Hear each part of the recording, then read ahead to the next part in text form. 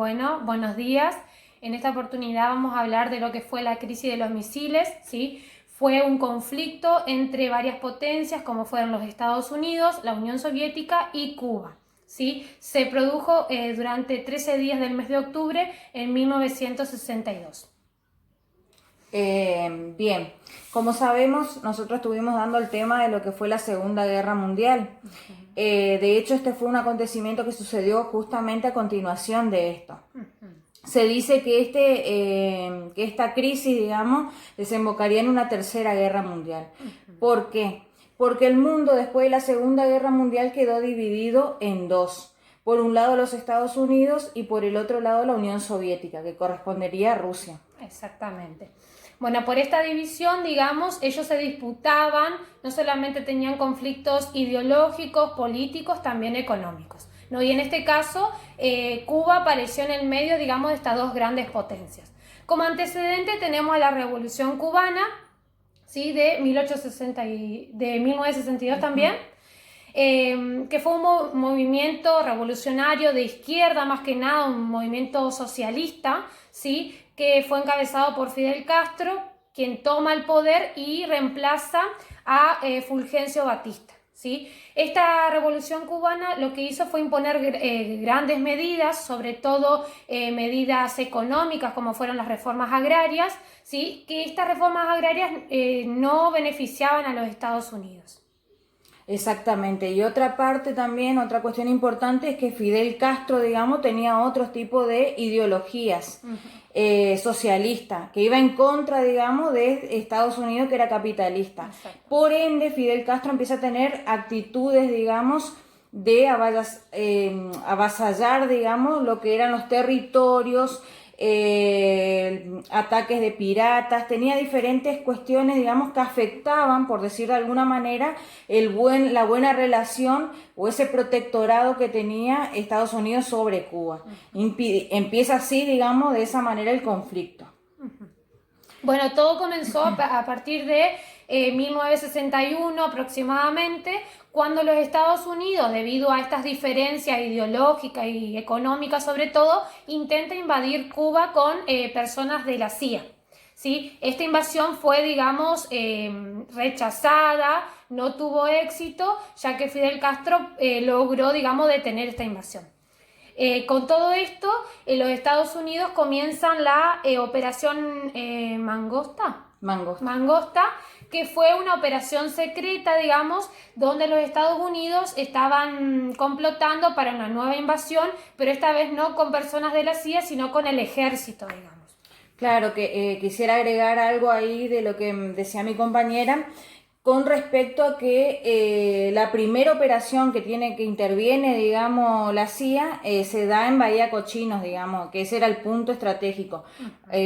Como ella comentó, en ese acontecimiento, Cuba sale vencedor y los Estados Unidos se retira. Después retoman nuevamente con la operación Mangosta, que ahí utiliza, digamos, directamente al ejército militar estadounidense.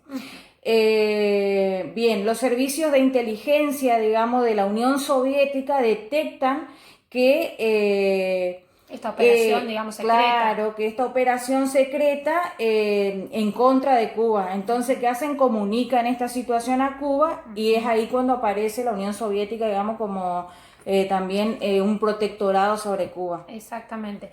Y así, ahí es cuando comienza realmente el conflicto entre estas dos potencias y en el medio Cuba, ¿no? Donde la Unión Soviética decide en realidad, como dijo mi compañera, hacer un protectorado sobre Cuba y le propone establecer bombas nucleares o armamento nuclear en Cuba. En ese momento Fidel Castro le propone que en vez de esto poder tener un pacto, un acuerdo. Bueno, sobre todo no se llega a un acuerdo y se instalan, digamos, comienza la operación Añadir, que fue una operación secreta, donde se comienza a desplegar, digamos, armamento nuclear desde Rusia, desde la Unión Soviética, hacia Cuba. Exactamente. Como sabemos, este fue un plan, digamos, estratégico en donde la Unión Soviética lo que hace es aprovechar la situación, ese conflicto que había entre Cuba con los Estados Unidos para poder beneficiarse él, digamos, y de esa manera defenderse de los Estados Unidos, que recordemos que estaba en una etapa, digamos, de mucha susceptibilidad, en donde cada uno estaba atento a los ataques de ajenos, digamos, de otras potencias. Claro, ¿qué pasaba? El problema en realidad era entre estas dos grandes potencias, como dice mi compañera, entre la Unión Soviética y los Estados Unidos. ¿Por qué? Porque la Unión Soviética logró, digamos, saber que los Estados Unidos tenía armamento nuclear en Turquía y en la Unión Federal Alemana, ¿cómo era? Sí. Bueno, más o menos. Pero lo más importante era lo de Turquía, digamos. Claro, que era una línea fronteriza, digamos, ¿sí? Con la Unión Soviética. Entonces, ante esto deciden incluirse en este conflicto entre Cuba y los Estados Unidos y también sacar provecho, instalar armas nucleares en Cuba para defenderse de un ataque de los Estados Unidos. En realidad Cuba, digamos, acepta ese acuerdo que tiene con la Unión Soviética en el sentido de que primeramente la Unión Soviética lo que le propone es la instalación de esos misiles en territorio cubano, porque decían los soviéticos decían una vez que si ellos atacan a Cuba van a atacar a la Unión Soviética, por ende nosotros vamos a ser sus protectorados.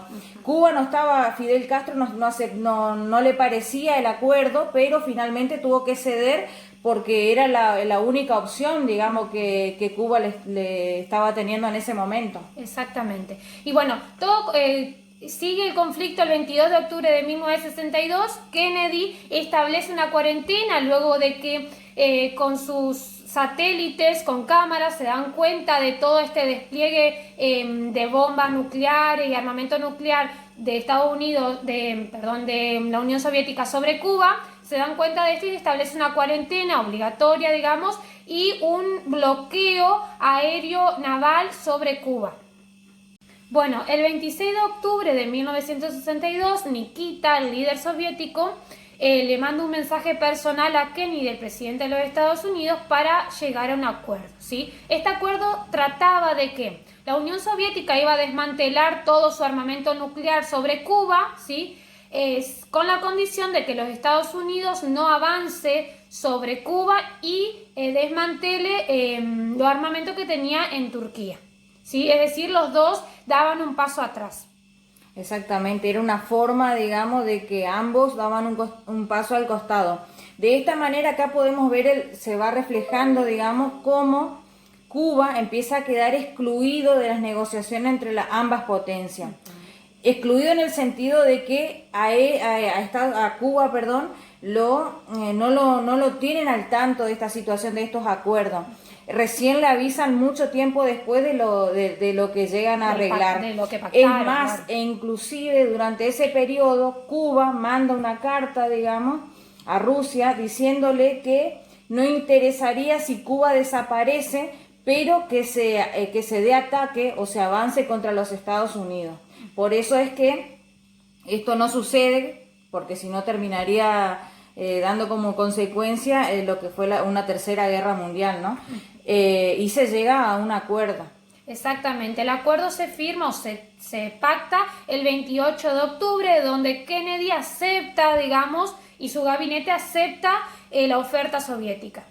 Y así, digamos, se da como finalizada ¿cómo se dice? Este atento a una tercera guerra mundial, ¿no? Exactamente, acá queda reflejado, digamos, cómo en este caso, en momentos decisivos de personas en tiempo y momento justo, impiden, digamos, a través del diálogo, e inclusive se produce un canal, un teléfono rojo denominado, porque era una comunicación directa entre ambas potencias, para que todas las cuestiones burocráticas sean mucho más rápido y la comunicación, así de esa manera se llegó a ese acuerdo, digamos, claro, ¿no? que sea mucho más fluida y como dice mi compañera, más rápida, digamos, ¿no? Bueno, cuando se terminó de tratar, de pactar, se le informa a Cuba de lo pactado y bueno, y se da como finalizado, digamos. Si bien después, con una conferencia que se da mucho más adelante, se disuelve, digamos, estas diferencias entre las dos potencias, digamos. Claro. Algo que quisiera remarcar es una de las consecuencias que tuvo es que solamente hubo un derribo de un avión y estadounidense que el piloto muere. falleció. Ajá, claro. Esa fue la única consecuencia, vamos a decir, de pérdidas humanas que tuvo este enfrentamiento, ¿no? Y bueno, también trajo, digamos, diferentes conflictos políticos, ideológicos que ya habían entre Estados Unidos y la Unión Soviética, pero que con el tiempo lograron, digamos, mantenerse cada uno en su lugar. Y como sabemos, en la actualidad Cuba sigue siendo un lugar aislado, digamos, no mantiene contacto con los Estados Unidos.